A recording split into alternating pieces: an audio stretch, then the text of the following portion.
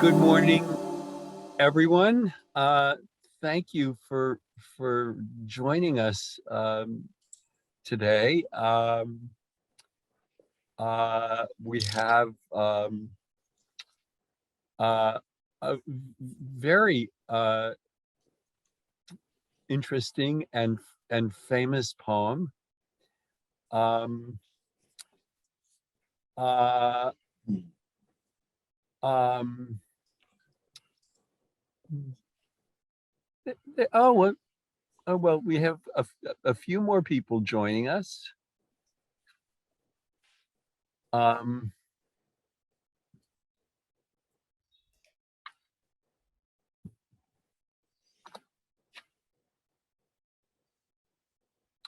Morning, Stephen.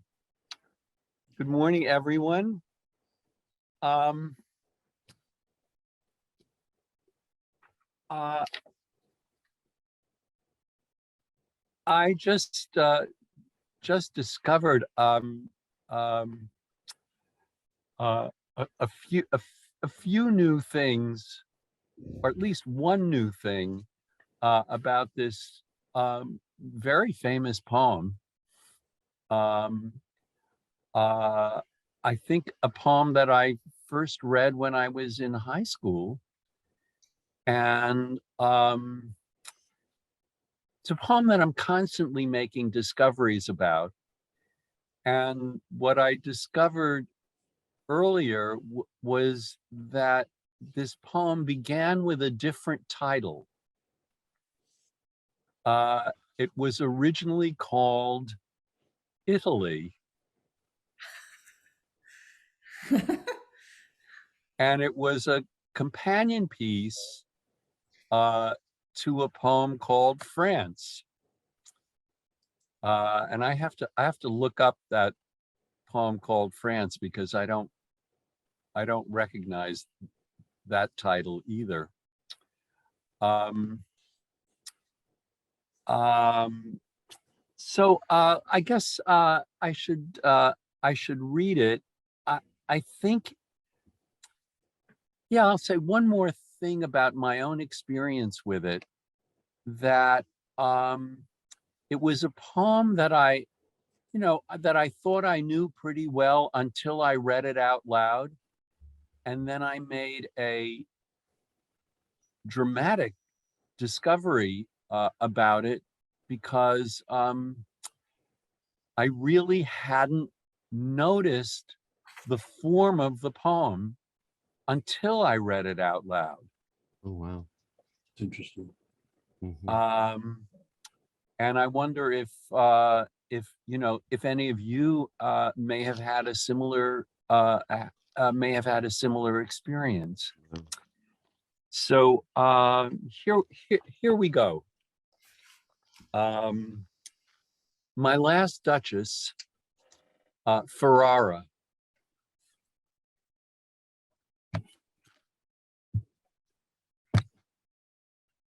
That's my last Duchess painted on the wall, looking as if she were alive. I call that piece a wonder now. Fra Pandolf's hands worked busily a day, and there she stands. Will please you sit and look at her? I said Fra Pandolf by design, for never read strangers like you that pictured countenance, the depth and passion of its earnest glance. But to myself they turned, since none puts by the curtain I have drawn for you, but I, and seemed as they would ask me, if they durst, how such a glance came there. So, not the first are you to turn and ask thus, Sir, 'twas not her husband's presence only called that spot of joy into the Duchess's cheek. Perhaps Fra Pandolf chanced to say, her mantle laps over my lady's wrist too much, or paint must never hope to reproduce the faint half flush that dies along her throat. Such stuff was courtesy, she thought, and cause enough for calling up that spot of joy. She had a heart, how shall I say, too soon made glad, too easily impressed. She liked whate'er she looked on, and her looks went everywhere. Sir, 'twas all one, my favor at her breast, the dropping of the daylight in the west, the bough of cherries some officious fool broke in the orchard for her, the white mule she rode with round the terrace. All and each would draw from her alike the approving speech, or blush at least. She thanked men good, but thanked somehow, I know not how, as if she ranked my gift of a 900 years old name with anybody's gift. Who'd stoop to blame this sort of trifling, even had you skill in speech, which I have not, to make your will quite clear to such an one, and say, just this or that in you disgusts me? Here you miss or there exceed the mark? And if she let herself be lessoned so, nor plainly set her wits to yours, forsooth, and made excuse, e'en then would be some stooping, and I choose never to stoop. Oh, sir, she smiled, no doubt, whene'er I passed her, but who passed without much the same smile? This grew, I gave commands, then all smiles stopped together.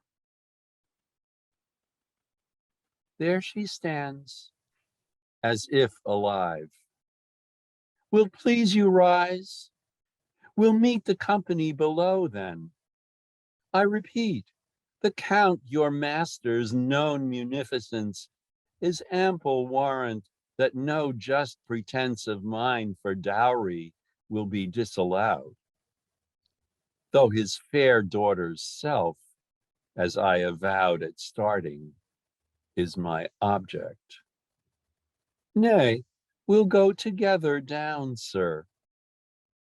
Notice Neptune, though, taming a seahorse, thought a rarity, which Klaus of Innsbruck cast in bronze for me.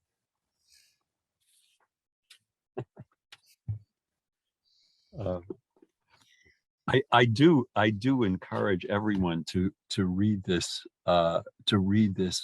aloud.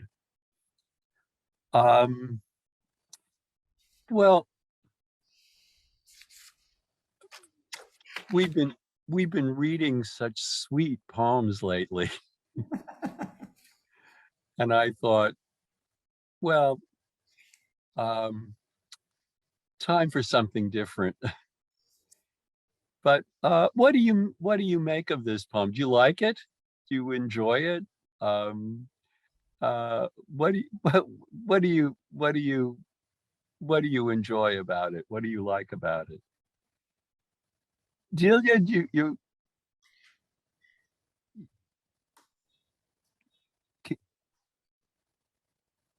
oh, great. I also read this in high school, and I've loved it ever since because it's just deliciously wicked, and there's the you go into it thinking that it's just someone talking about a work of art, and then you learn a little bit more, and yeah, so there's a little bit of a plot line and a real, and I love this just taking on a character, becoming a person and giving it from his point of view. It's lovely. Yeah, I I agree. Catherine, yeah. Oh, did you have your no? No, I didn't. Um, and anyone else? Chris. I agree. I'll just volunteer that my grandmother, who was born in 1882, loved this poem and used to recite it with great relish. Oh, great. She was of a generation who who for whom there was no greater poet than Browning. Yeah, yeah. So she was born 40 years after this poem was published. Um, and Bill, Bill Bennett, what were you going to say? Oh, just that my mother, who was an English teacher and who should have been born in the 19th century, read it to me probably when I was in junior high school for all the same reasons that everyone else loves this. She was also, as she would say, somebody who always rooted for the revolutionaries. I think there was something about the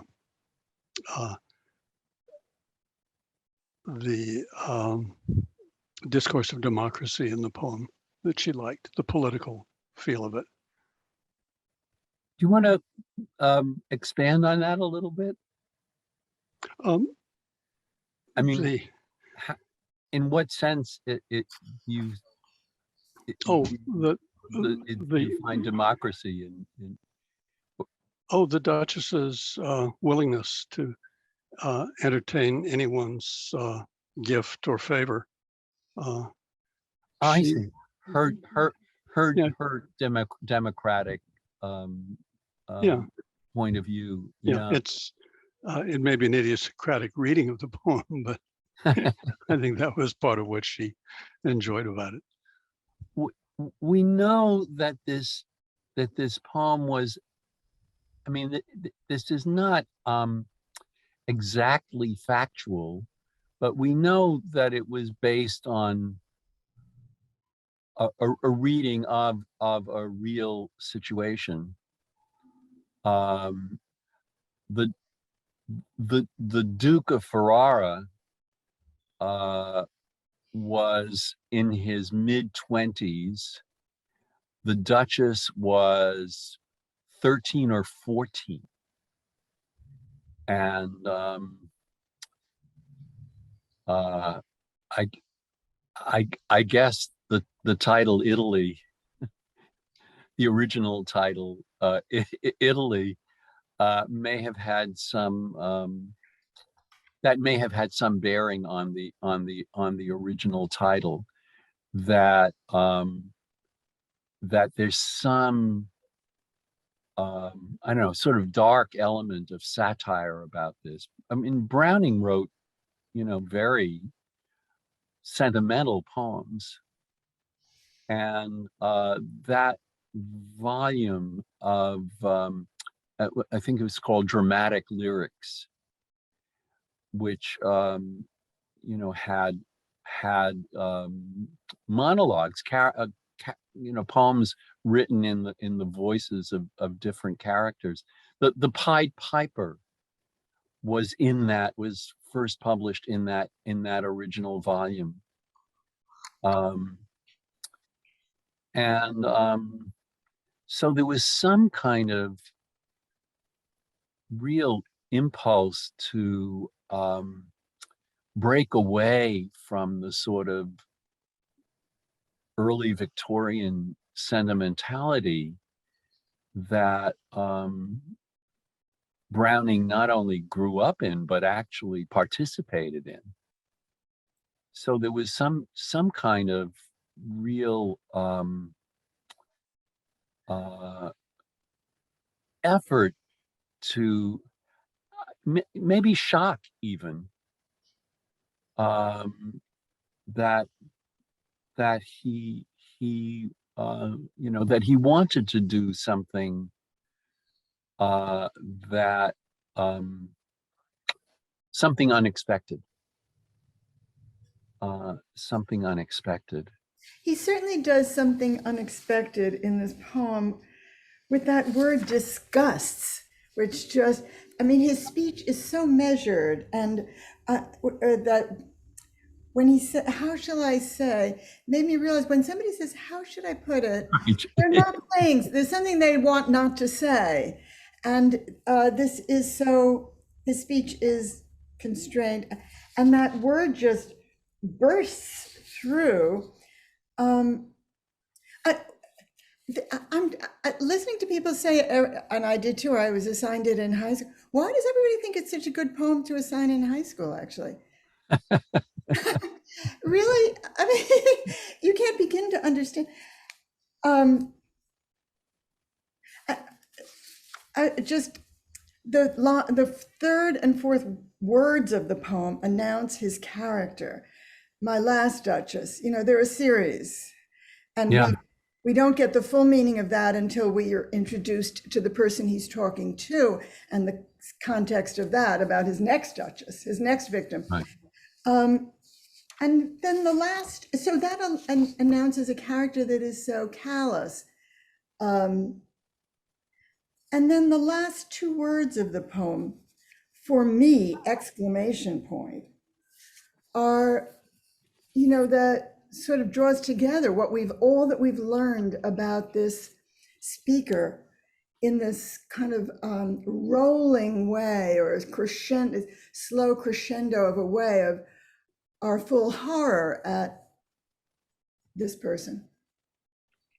So there's what I mean to say, that there's a process going on within me, the reader, of deepening understanding, or not understanding, but apprehension of the speaker. And when you said about form, I'd love to know what you mean, because I was surprised when I noticed that this was rhymed. It doesn't sound that way. That's exactly what I was talking about. Oh, really? Really? Oh. That I had not noticed. I had not noticed that, certainly when I first read it, I had not noticed that the poem was in rhymed couplets. and I've been thinking about that. You know, I mean, it kind of looks like blank verse. It looks like unrhymed iambic pentameter. There's nothing in the way it's set up on the page to suggest that there are rhymes in it. And the rhymes, though they're mostly exact rhymes, but very few lines in the poem end on a rhyme word, so that it's all, you know, the technical term is enjambed, enjambment, that the line ends in the middle of a phrase, not at the end of a phrase, so that you're constantly moving into the next couplet, into the next set of rhymes, into the next line. And I've given that a you know, a lot of thought over the years. And any sort of thought about Susan? Yeah. Hi, thank you. Hi. I don't know this poem. Oh, It's great. just- That's so exciting. It's just extraordinary. And I have many questions, but this was one of my questions about the rhyme scheme. It's disturbing. It's very disturbing to me that it's like anything you can find to rhyme, but it doesn't necessarily, the rhythm is disturbing. It doesn't, the music is disturbing. Yeah. Well, and I think intentionally so. Yeah. Yeah, I think intentionally so. Anyone else? Any other thoughts about what the rhymes are doing in this poem? This could have been a poem that didn't rhyme. Yeah. It could have been a poem like a kind of Shakespearean soliloquy that didn't rhyme, and it would still be an extraordinary poem. But Jay, yeah. Yeah, I know. I'm glad you brought this up, Lloyd. I hadn't realized I've read it for years and I hadn't realized until I read it aloud. But first of all, as you say, the enjambments, it makes it a wonderful reading piece because you just slip past the end of each line. But it also struck me that it says something about the speaker, that there's a sense of self-satisfaction and a kind of curdled sense that you get of his character from the fact that he's cleverly slipped in these rhymes. Yeah, yeah, Curdle. and I like slipped in. That I think that seems exactly right. I think my image is that the rhymes are kind of like, or make him out to be a kind of snake in the grass. That there's something going on beneath the surface that you don't notice at first, but that's there the whole time, and it has something to do. I think this is well, no, I'm not going to say what I think. I want to hear what you think first. But I think this kind of this sort of slipperiness, this that there's some sort of element of deception going on under the surface, that he's being, in fact, he's being, and Catherine, as you said, when he gets to the word disgust, you're really kind of shocked that something that he has been maybe holding in before or covering up before has just sort of risen to the surface, that he can't stop himself from saying, though in some way he's been trying to stop himself from allowing to come to the surface. He's can you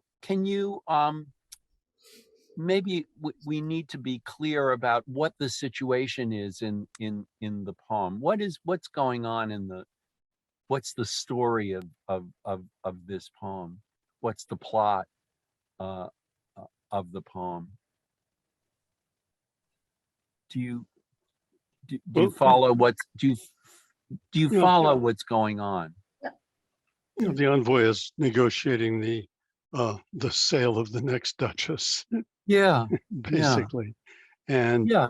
he's getting an earful about what the expectations of the Duke of Ferrara are. Right. But in this case, the Count of Tyrol has a lot more money than the Duke of Ferrara. Right. So Right. that's basically the story. Yeah. And that he did away with the last Duchess. Yes. And that he got away with it. He had her done away with. He had her done away with, and he got away with it. I thought it's a murder. Isn't it Yeah. a murder? Yes. Well, No. Well, not clear, right?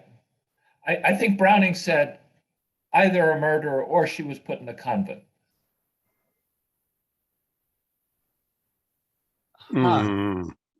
She might have smiled in a convent. Plausible deniability. I think not the kinds of convents that she would have been sent to. There wouldn't have been. Well, I think there are too many I think there are too many hints in the poem that she's no longer alive, Oh, yes. and that and that we get that in this in at the very beginning of the poem, looking as if she were alive. Yeah, she's not alive. Yeah, I think she's not alive.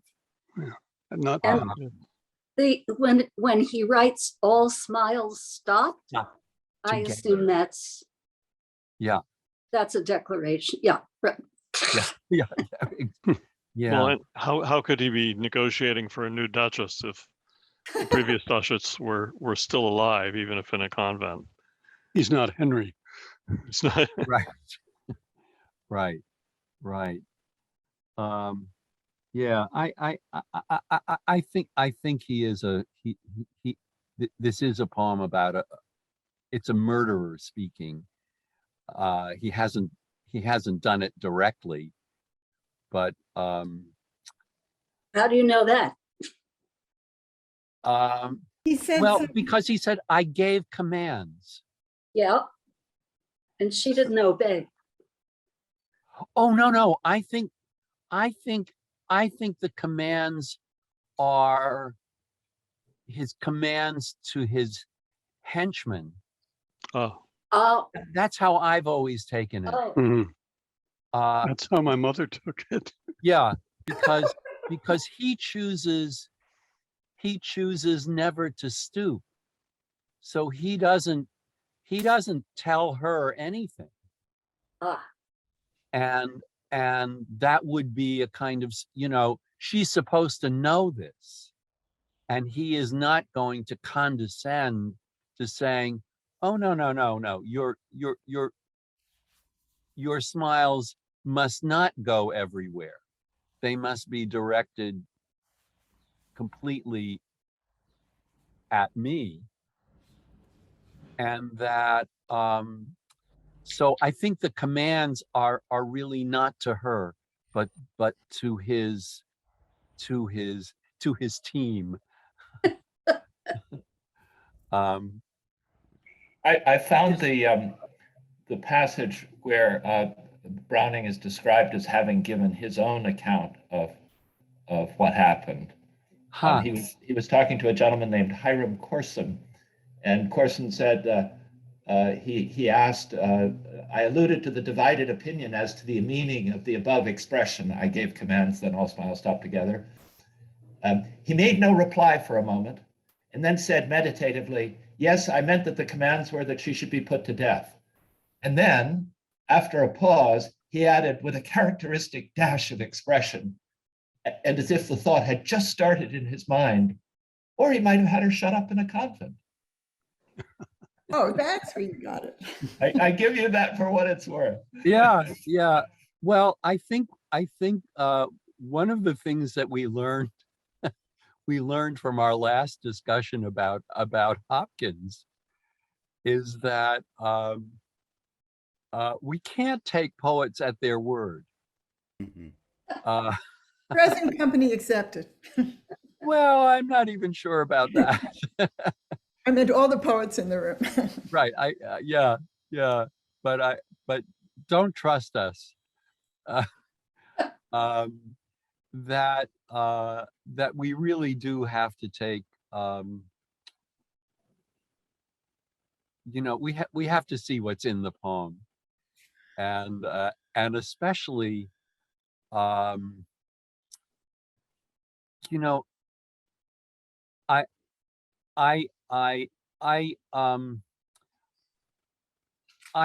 did my PhD thesis on Elizabeth Bishop, and Elizabeth Bishop was very helpful to me, and she agreed to meet with me if I had any questions.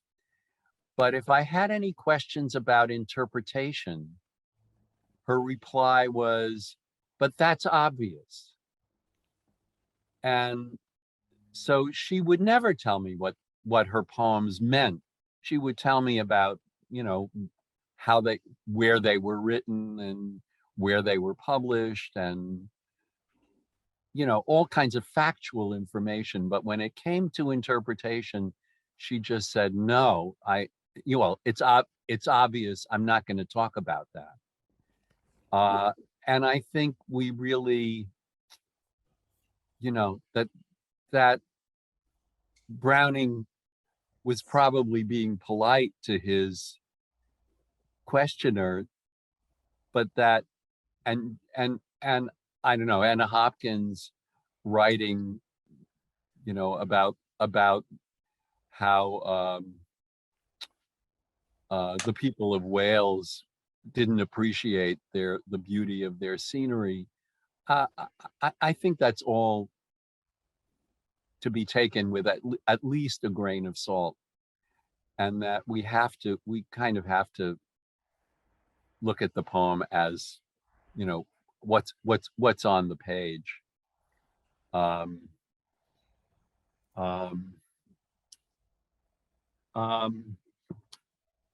but I'm glad that some of you have had that same experience with the rhymes that I had. Catherine, I'm gonna go back to that. I was surprised that you did, because when I realized it myself, I thought, oh, you know, Lloyd would have seen this immediately. But I did. looking down, I mean, many of them are not visually rhymes. Said, read, durst first, stuff enough, breast west. But the first four lines are so boldly, you know, monosyllabic, complete rhyme. So this is really, it really does, interesting how it sneaks up on us, the realization, because we could have realized it just in those four lines. Oh, wall, call, hand stands. Except we don't read it that way. Yes, except for the enjambment. Yes. Yeah, exactly. because I mean, the first line kind of comes to a little stop at the end, and I think, you know, anyone looking at the poem would not immediately think this is going to be in rhyme, because that was what people were doing. That's what poets were doing 100 years before this, but it wasn't what poets were doing in the middle of the 19th century, especially. I mean, some were, of course, but not especially. And then you get to, that's my last Duchess painted on the wall. And that already a very loaded line, because there's a kind of, isn't there a kind of mixture of, well, my last Duchess is a person, and painted on the wall isn't a person, it's a work of art, is a painting.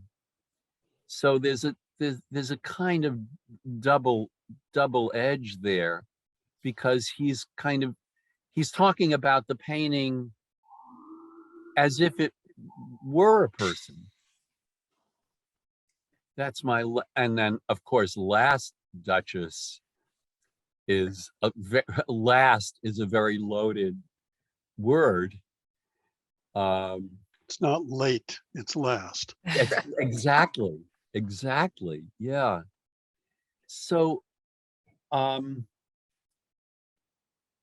painted on the wall, looking as if she were alive, looking as if she were alive. So we're getting clues, and we're getting clues not just from Browning, but from his character, but from the Duke himself. That the Duke is kind of, he's already kind of throwing out hints about the bigger picture. That's very clever. Bill, yeah. I like that phrase, as if she were alive, because it's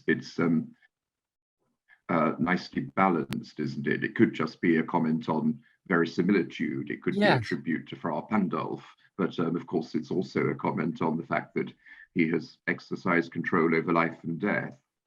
Yes, and I think you use the word that I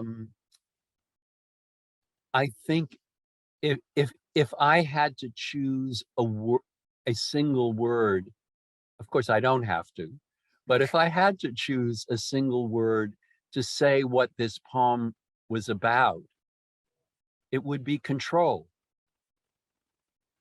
And that this is a character, this speaker, the Duke in this poem is someone who wants absolute control. Even to the point. Yes.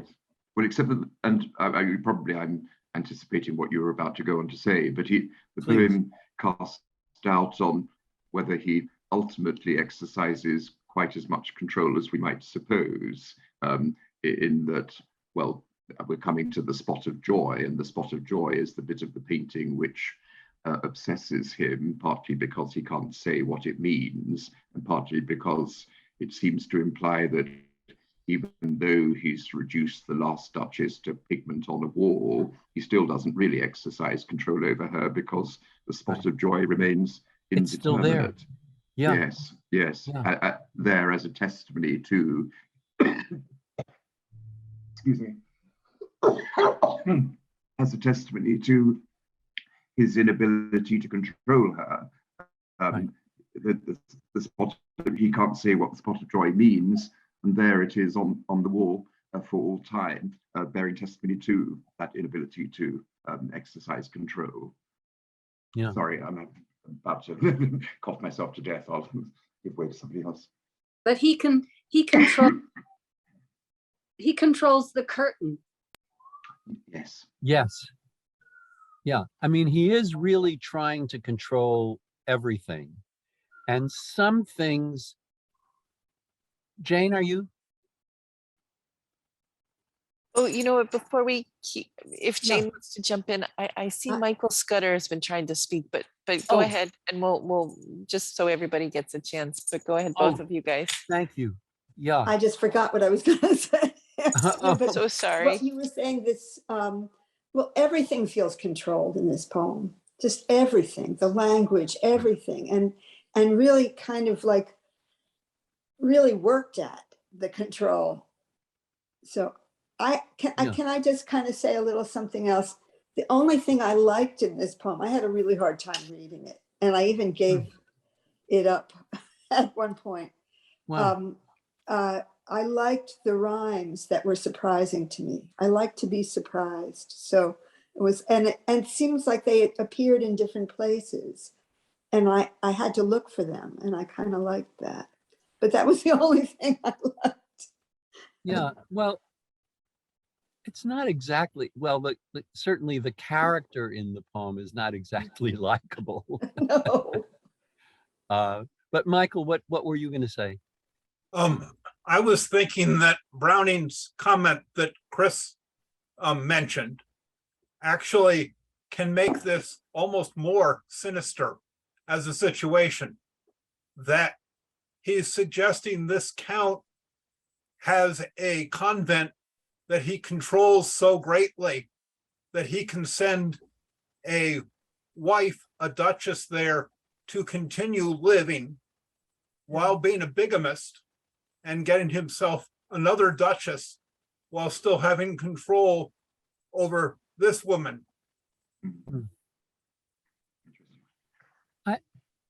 I think historically the young former duchess did die.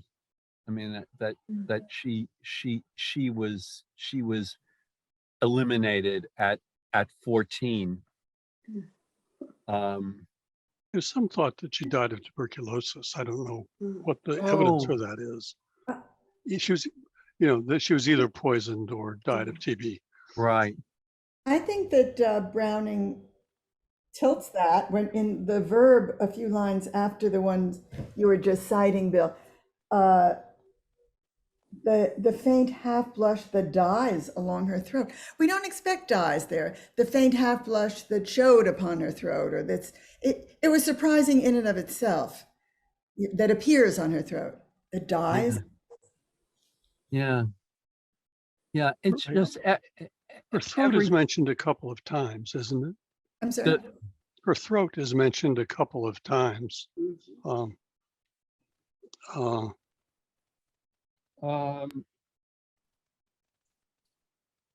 Yeah, well, I'm Yeah, sorry. No, spot of joy on her cheek. I'm sorry. Right. yeah. Faint half flash. Yeah.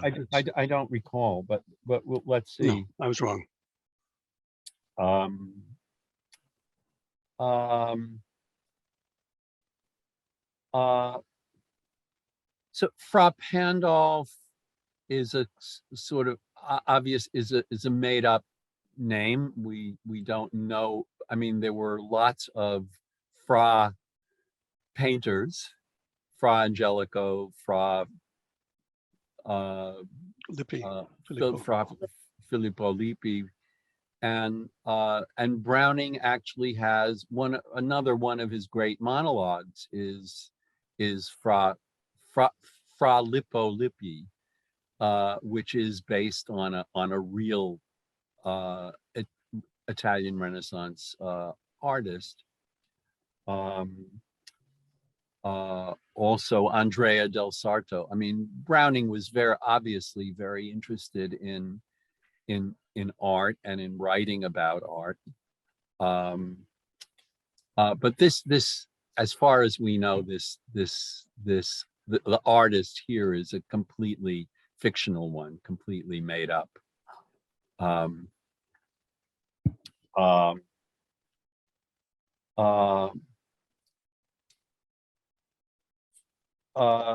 There she stands. Wilt please you sit and look at her? So there's a kind of this element of politeness that we're kind of we just sort of take. Stephen, did you? I was just going to comment that something that feeds on several other earlier comments. I thought this was sort of just a more generalized critique of the aristocracy, and the way that, you know, Shakespeare always picks a different aristocracy, or the Chinese always write about the Sha and the Shang. Those were the ones who made these mistakes. I'm not really, you know, criticizing you, the aristocracy that might be current. I'm criticizing an older aristocracy that can dress up in this beautiful finery, like the rhymes, to hide the criminality or the murderous intent beneath the surface. Beautiful finery hiding something much uglier. And Yeah. I was just going to say that when I read this when I was much younger, I loved that. And now I'm reading it because, you know, everything post Supreme Court and some of the news stories we read, and now nothing seems beautiful to me. I'm not taking any sense of the beauty that the speaker is portraying. It all seems like too terrible. That they can hide that. I think that's right, and I think this poem had to be shocking to Browning's audience. That that under, you know, I don't know if the general attitude toward the Renaissance was, well, there was all this great art, but at what a price?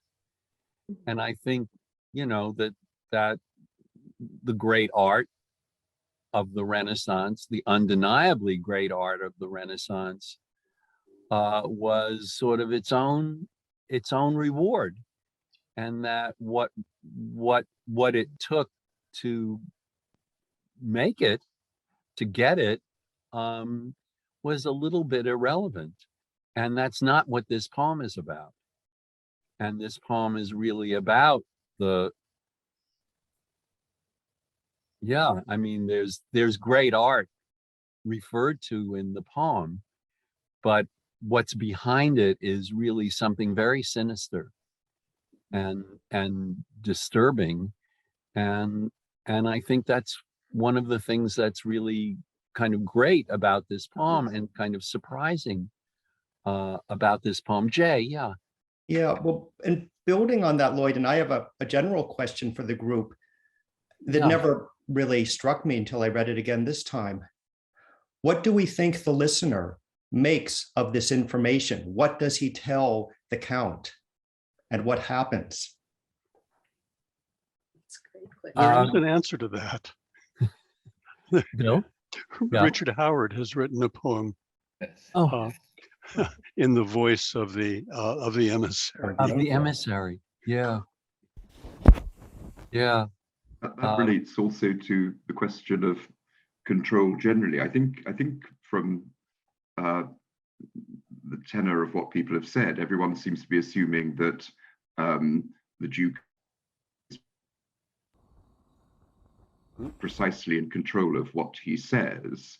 But when I was first introduced to the poem, which was it seems a little bit later than was the case for people who read it in high school, it was I read it in my first year at Oxford, and the woman who was teaching me at Oxford was herself writing about that poem at just the time, and she eventually produced this essay. And the starting point was the fact that was two critics whose essays had been gathered in the same compendium of essays, and one of them referred to the shrewd Duke, and the other to the witless Duke. And it seems to me we can't be certain whether he lets out exactly what he wants to let out and no more, or whether he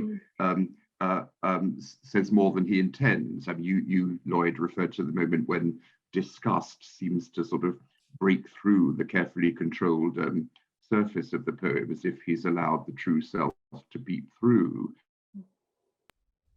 But relating to Jay's question, we can't be certain at the end whether he has sort of dished his chances of the new marriage, because the emissary is going to go away and say, you know, he's a lunatic, you can tell your daughter to run a mile, or whether this is, as it were, laying down the terms on which the new bride will enter into the marriage.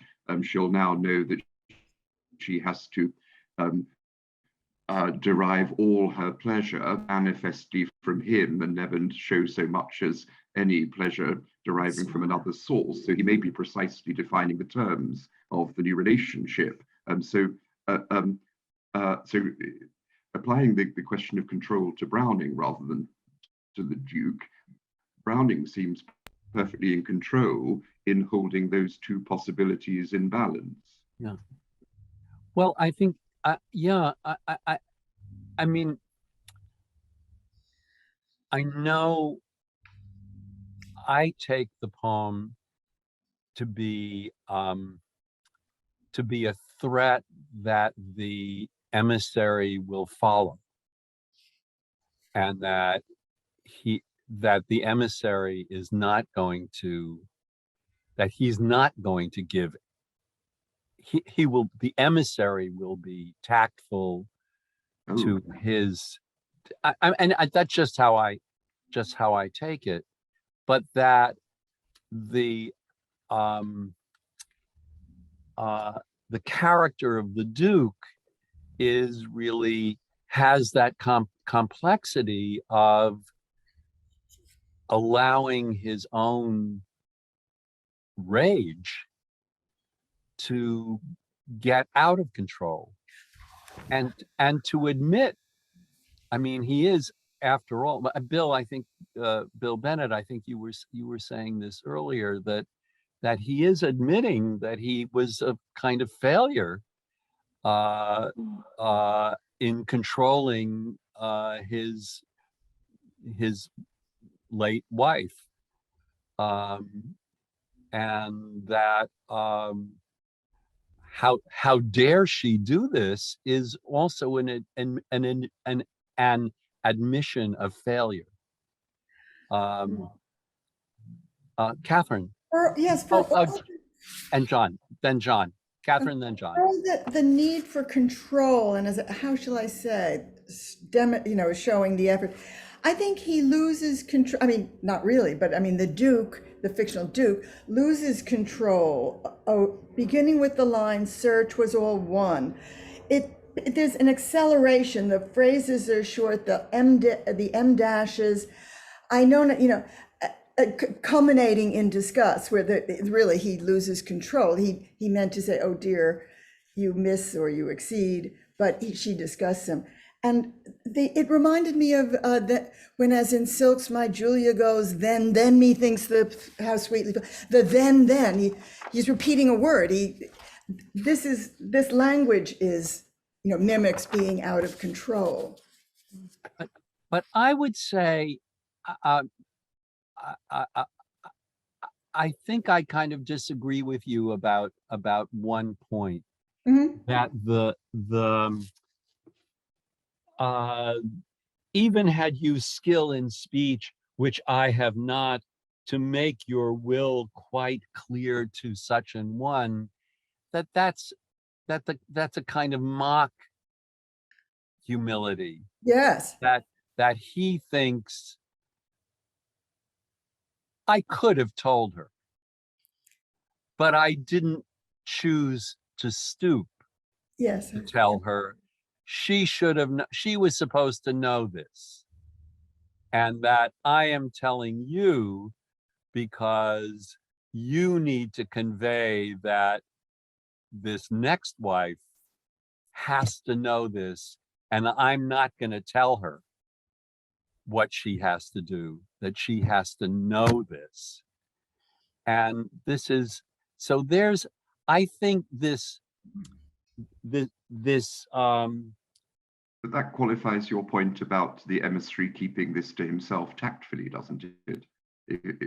If yeah, doesn't that imply that he expects him to run off and spill the beans to the count? Well, not expect, but that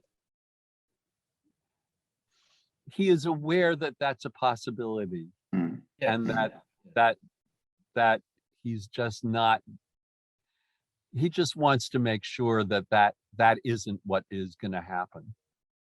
But Jonathan, what were you going to say? Yeah, just going back to Jay's question about how the emissary is reacting.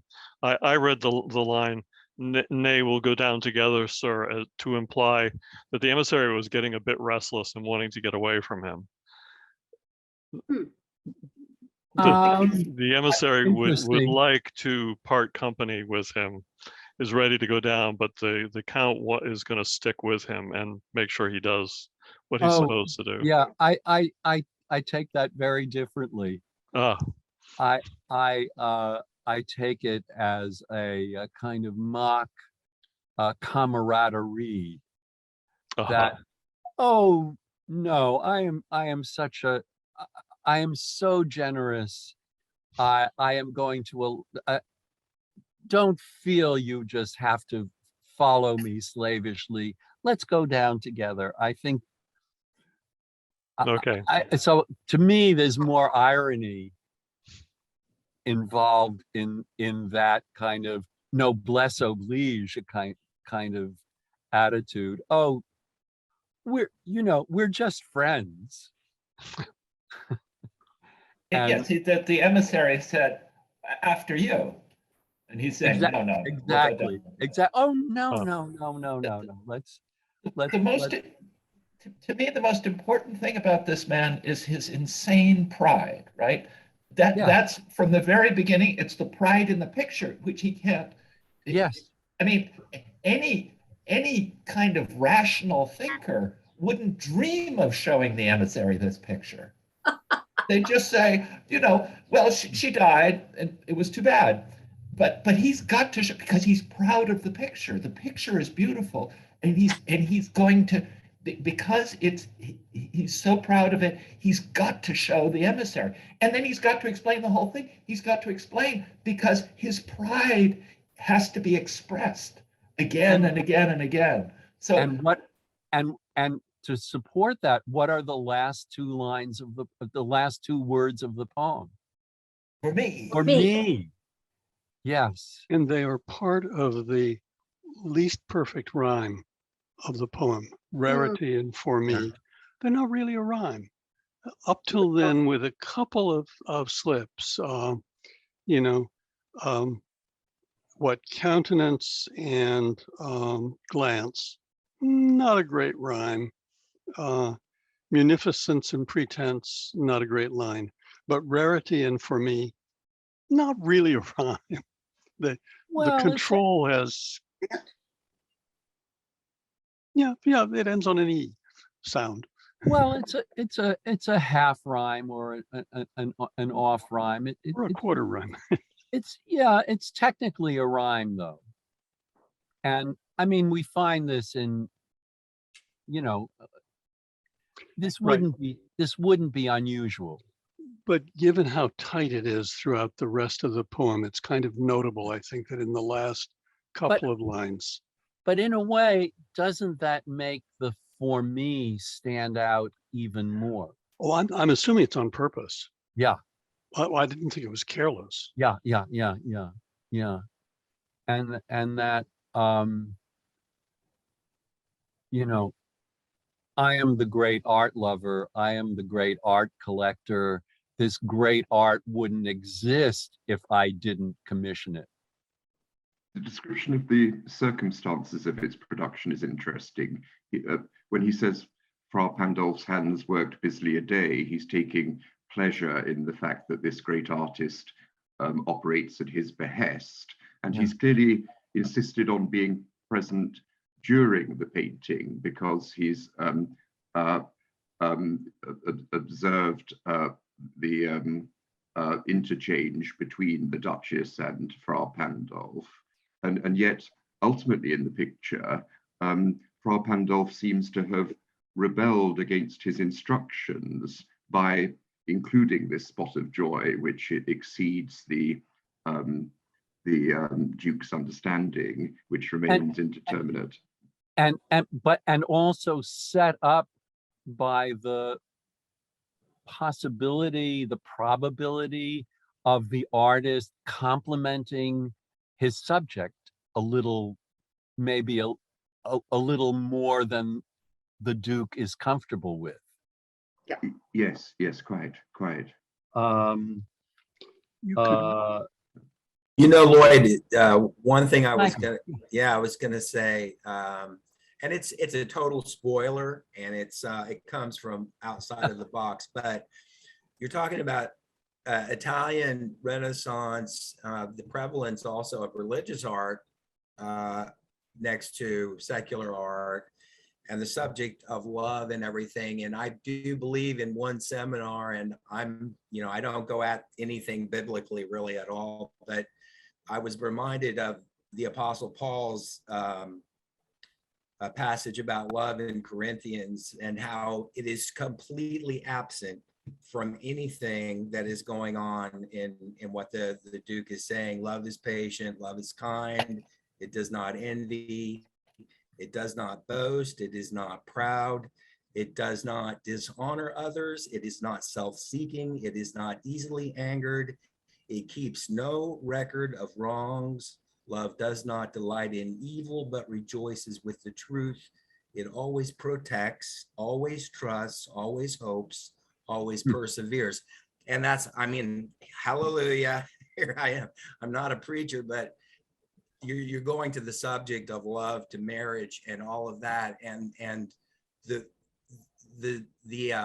faults of the Duchess, those are to be protected if the Duke is truly, if the subject is love. But obviously the subject is not love, although they are moving toward a marriage, and it seems to be the dowry and everything. I just remembered, I went to a college with a sort of religious affiliation, and I remember when we studied the poem, somebody brought that passage out, so I thought I'd throw it out there because it is almost like the daguerreotype, the absolute daguerreotype of the subject of the poem. It's a spoiler. I'm sorry. I threw a No, spoiler. not at all. But I think that's absolute. But you're right that that this is not love. There is no love in this poem. Bill, you were gonna. Did you have your hand up? Well, so yeah, and this may also fall flat, but when you in the passage, well, in several passages, but when he's talking about her body, about the blushes, yes, somebody else bringing her cherries, it's hard not to think that he's failed to satisfy her sexually. That, there's something about, what my favor at her breast. Well, obviously he's referring to an emblem of Ferrara or something that she's wearing as an honor at her breast. But Oh, I didn't, I took it to never mean, took it, I never took it that way, but well, again, as a double entendre.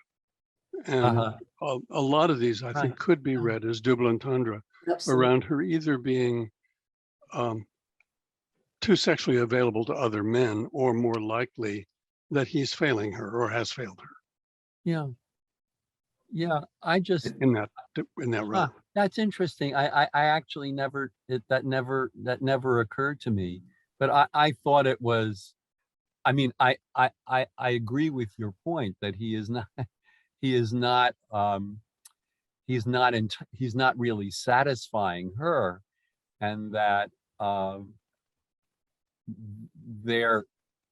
their sexual relationship wasn't, didn't mean very much to her, or meant as much to her as getting a bunch of cherries or a compliment from the artist, and that she didn't appreciate his sexual favors as much as he thought she should.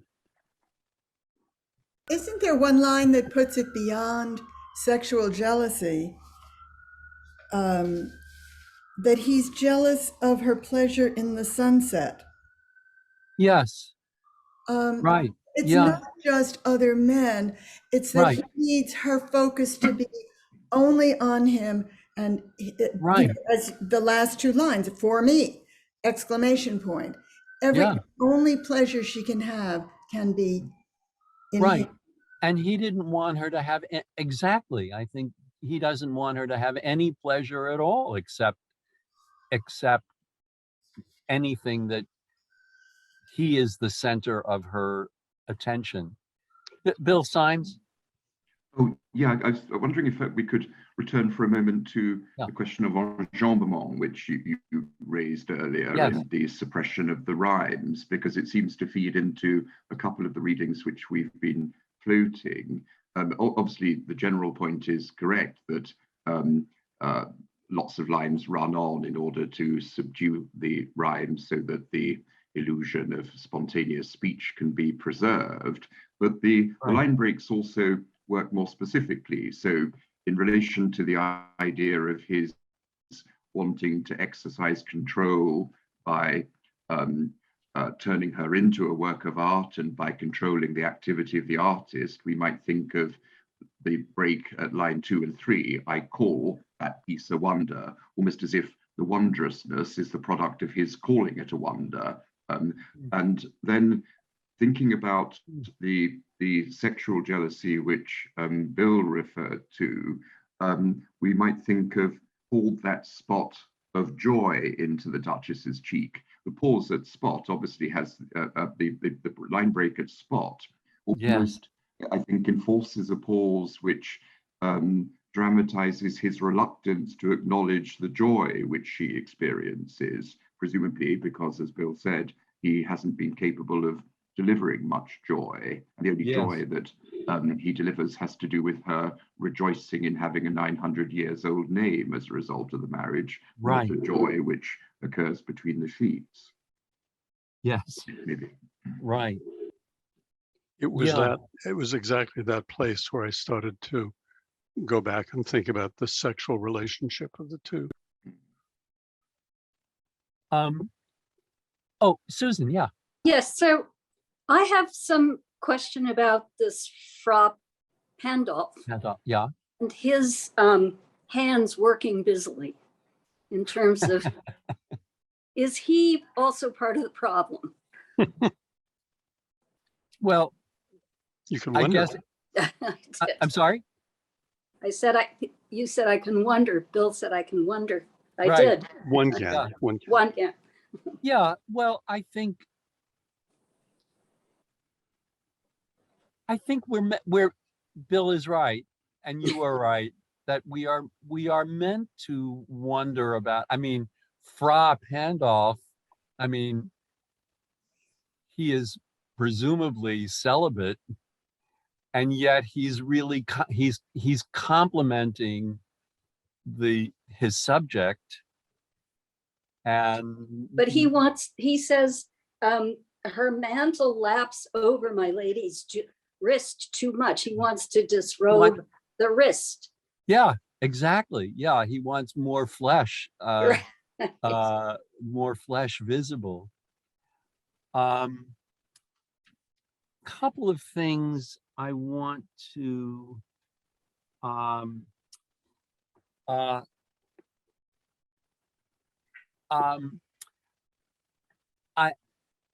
one fascinating moment in the poem comes later in the poem, and it's the very convoluted but loaded way in which the Duke is talking about money, and there is this elaborate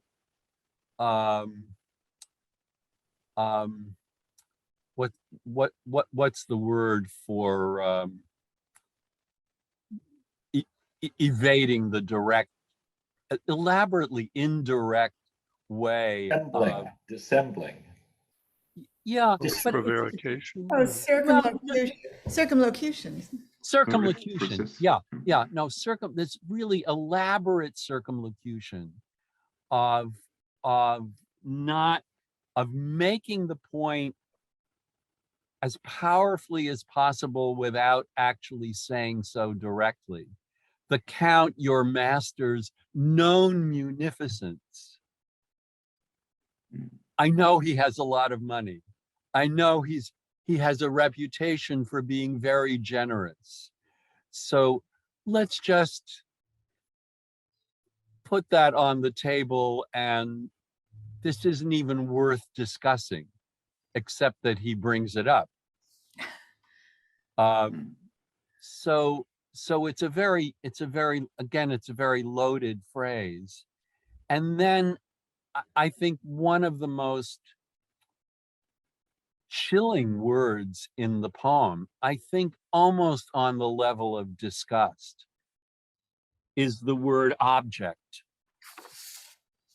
The Count, your master's known munificence is ample warrant that no just pretense of mine for dowry will be disallowed, though his fair daughter's self, as I avowed at starting, is my object.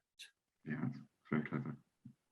And I really find, I find that one of the most chilling moments in the poem, because of course he treats everything as an object. It's all about possessions. It's all about possession. Yes, absolutely. Control, possession, ownership. Yeah. And that pride. Yeah. I'm sorry? And pride in all of this, right? Yeah. Pride in all these objects. The objects and his pride are, you can't take them apart. You can't take the work of art apart from this insane pride of the benefactor. Right. Yeah. And I think that's one of the things that Browning is saying about the Renaissance. Well, we think, well, there's all this great art, but how did we get it? And it wasn't just known munificence. It had to do with power, power and wealth, and the pride of possession, of being the endower of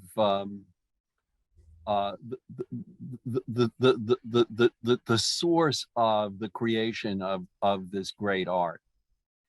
And I think I think that's, you know, and that in a way, if Browning's original title of this poem was Italy, that there was that his impulse was a kind of large, that this was, you know, that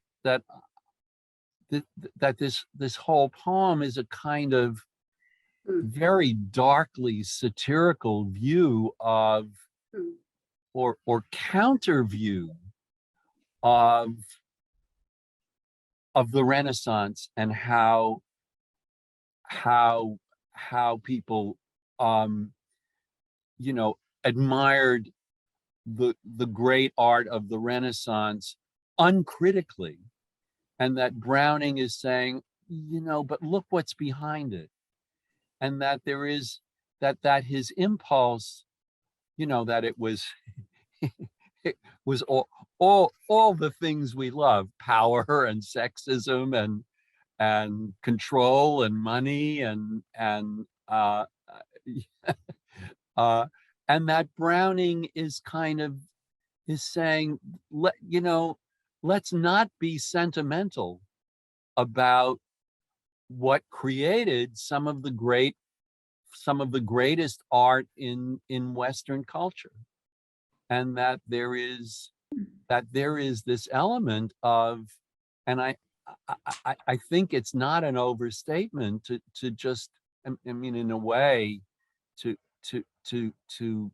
pick up what, you know, what Michael was saying earlier, that there is really evil behind this, and that it should be horrifying. You know, that I mean, I agree with everyone who has found this poem fun to read, and I get that. I get that joy out of Browning's wit and cleverness and you know, skill, just the skill of conveying this, but that what's behind it is something really kind of brutal and grim and truly, you know, I mean, more than nasty, but truly evil. And that we have to kind of balance, we're forced to balance our sense of, well, we love this art, you know, the art is great, the portrait is probably a really beautiful painting, and we're grateful to that, and we go to a museum and take tremendous pleasure in the masterpiece, but that we really, you know, that we also need to know what's behind it and at what cost this, you know, all this creativity came out of, not to blame the artist, but that it's a culture. I mean, we're yeah, I'm sorry, like ours. Yeah, for example, and that we're, you know, we're lucky in some way that this great art came out of, that something valuable came out of all this, out of this evil, out of this vicious pride and desire to possess, all of these sort of awful things, something great came out of it, but we mustn't forget what it came out of. It's all present in the final remark as well, which he makes en passant, isn't it? That obviously the most striking emphasis is on the fact that the Neptune taming a seahorse was cast in bronze for me. But it's also so the emphasis is on for me. It's given the prominent position at the end of the line, as people have noted. But we're also made to think, I suppose, that Neptune taming a seahorse wouldn't exist but for him. It's his sort of patronage, which is prompted by terrible impulses, which nonetheless brings the work of art into being, and it wouldn't exist but for his having those impulses. And wouldn't you know that it was about taming of course, something, yes. and that it had to do with that the work itself, this masterpiece, this well, at least fictional in terms of the poem. But it's also, I mean, it's about pride, but it's about self-deception too, isn't it? Because this man, why is he exploding with pride at this moment? Because he's actually asking for money. This is really, the mission is not the girl. The mission is the money. Right. And the girl is so he actually is admitting that he doesn't have enough. He doesn't have enough. He's in, for a proud person to be in a position of saying, I don't have enough, is to say, my pride is false, right? And so he is, as a reaction to his, to the fact that he is really overall abasing himself before the envoy because he needs the money, he has this explosion of pride as a reaction to it.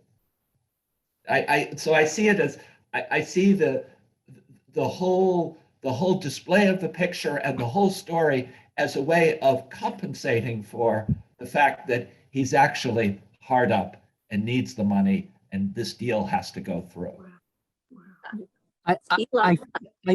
Go ahead.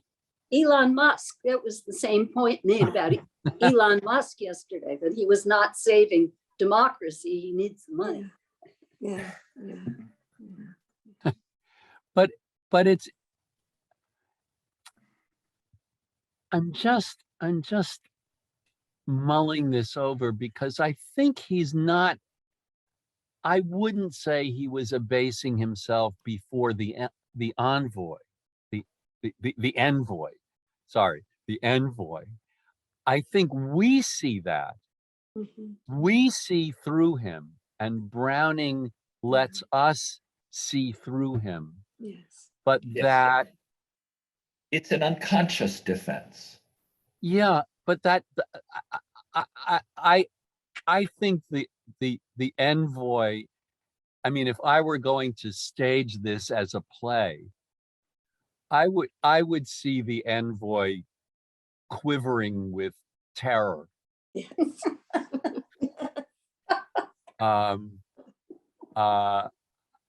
You know, and that, oh yeah, I'll go downstairs together with you, but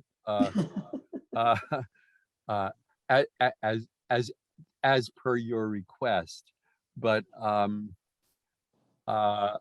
I think the envoy has no power, what almost no power whatsoever.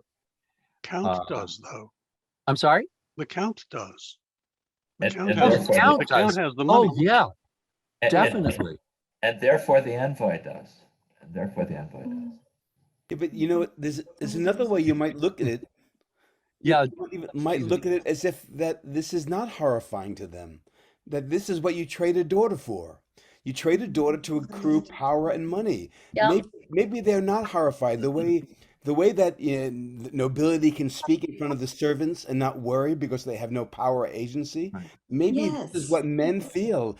I can, Yes, I'm going yes, to buy your that's right. 14-year-old because I can, and you're going to be happy about it because now our families have accrued Yeah. Yeah. power. And Yes, yes, my 900 years old name Yep. is really it's- a lot more capital than your 200 years old name. Even with the And money, even with new money, exactly. Your yeah, new money doesn't equal my old history. right, right. And a duke is really a lot more powerful and important than a count. So the poem is political through and through. yes. Yeah, I think that's true. I think that's true. I think it's not just political, No. Yes. but I think that's true, that there is this, there is this snake there's several snakes um winding their way under the surface of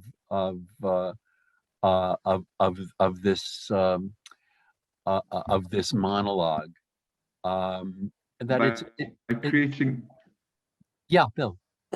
sorry, I interrupted. No, please. By creating the relationship between the Count and the Duke in that way, he's able implicitly to comment on his own society, because the passage from an aristocratic to a mercantile order, already visible in the Renaissance, would have moved on remarkably by the Victorian era, and noblemen in the Victorian era would have been feeling an inferiority complex in relation to new thrusting industrialists, and would have to sort of get into bed with them in order to sustain their own power. Yeah.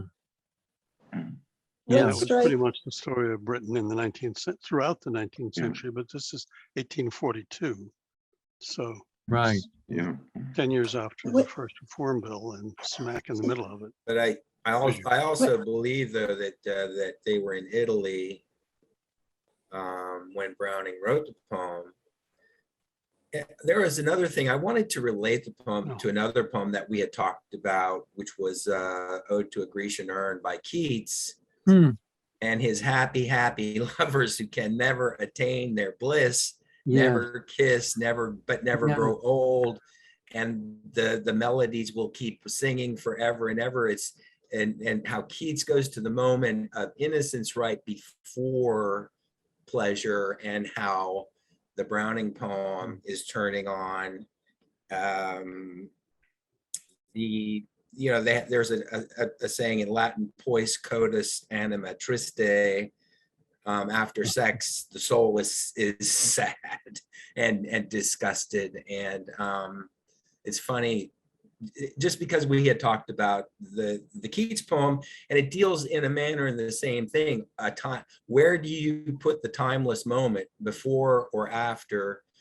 And I just thought that was pertinent. That was something that came up in the discussion. So Yeah. Can I say something? Please, Jane, sure, of course. I keep thinking, and I don't know whether it's okay to bring this up. I don't, but well, I guess what Susan was saying, it's so much where we are today, and first of all, the lunacy of trying to control things. But right now, I think of slavery, I think of how women are being treated, the whole Roe versus Wade. I don't want to necessarily bring politics into this, but it's important. That's what this is about. Yes. Please do. And Please do. I'm so grateful, first of all, because I really hated this thing. I couldn't read it, but I now have a lot more. Now I want to really read it over again. I mean, there's so much in here, and there's a lot of topics here that are great, but very much slavery. I keep thinking about. Here he's like, he wants to make this woman, he wants a slave. He does. Yeah. That's right. No, that's exactly right. And can it work? No. This doesn't work. His grandfather's money was from the slave trade, although his father was an abolitionist. So the family itself has a history. Wow. Yeah. I just want to, but you bring up something that has been bugging me, and Marita, I know that we're I don't want to keep you, but just the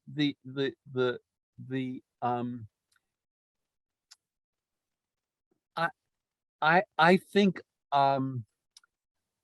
I'm afraid we're losing our sense of satire. And I think that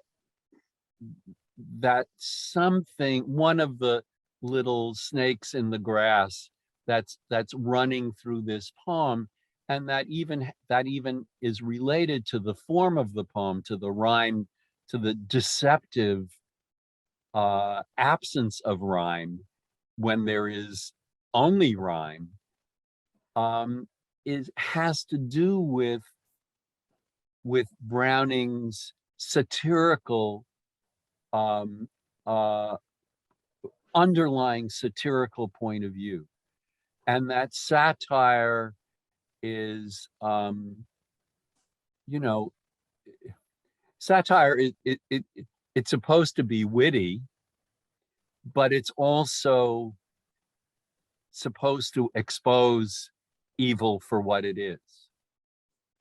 One of my favorite one I don't know, I don't have a lot of Latin expressions in my handbook, but one of my favorite lines in Latin is from Tacitus, the historian Tacitus, who said, it is difficult not to write satire. That is, in his age, in ancient Rome, it is difficult not to write satire, because satire is intended to expose evil in an indirect and witty way, and that I think, that we don't think of Browning particularly or especially as a satirist, although a lot of his poems really are satirical. The bishop orders his tomb at St. Praxed's. It's really one of Browning's masterpieces. I almost chose that instead of My Last Duchess, except that it's a lot longer. And My Last Duchess kind of is the quintessence of that, seems to me, of that satirical point of view. But I'm really worried about our culture losing our sense of satire, and that I know that teachers are getting into trouble for including satirical books on their syllabi, and that or uttering an ironic phrase, or uttering it exactly, and that we're getting into trouble, that people are getting into trouble for being satirical because other people are not have no ability to detect the irony, and that seems like a profound loss, and that we shouldn't allow that to happen. We'll have to go underground. Yes.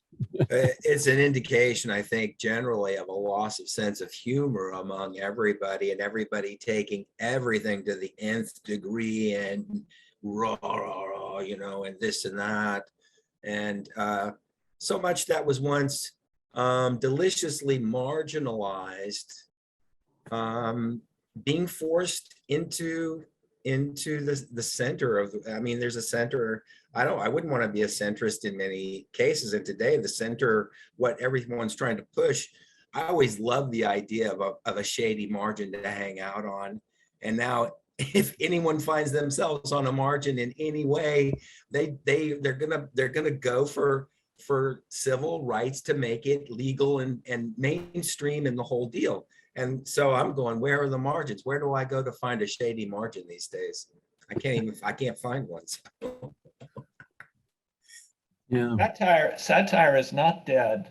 I want to assert satire. I read a report that a woman in Texas, a pregnant woman who was pulled over by a police officer in Plano, told the officer she was pulled over because she was driving alone in a carpool lane. And she said, no, I'm pregnant. So I have another person with me so I can drive in the carpool lane. Oh, Satire in action. yes. Right, that's great. On that note.